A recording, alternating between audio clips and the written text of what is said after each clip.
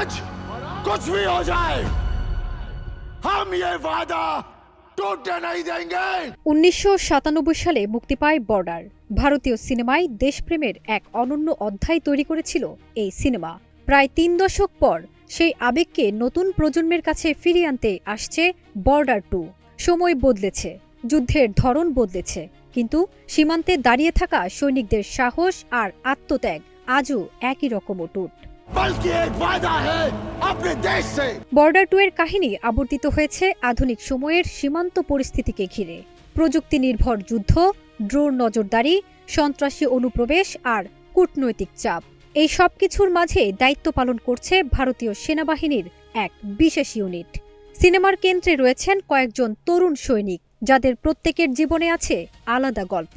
কেউ বাড়িতে বৃদ্ধ বাবা মায়ের একমাত্র ভরসা, কেউ বা সদ্য সংসার শুরু করা স্বপ্নবাদ যুবক। ঘবরানে কি তো কোই বাত হি না হ্যায়, ফৌজি হুঁ, वापस তো আনাই হ্যায়। এই সৈনিকদের লড়াই শুধু শত্রুর বিরুদ্ধে নয়, নিজের ভয়, সংশয় আর অতীতের ক্ষত নিয়েও।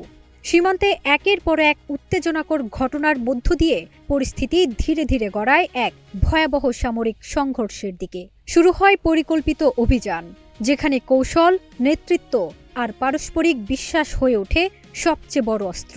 তো ফির হমেं कोई नहीं हरा सकता। Let's give them hell, brothers।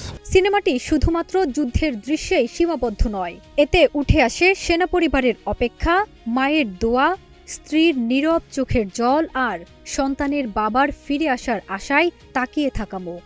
Border 2 মনে করিয়ে দেয়, যারা সীমান্তে দাঁড়িয়ে আছেন তাদের আত্মত্যাগের কারণেই আমরা নিরাপদে ঘুমোতে পারি।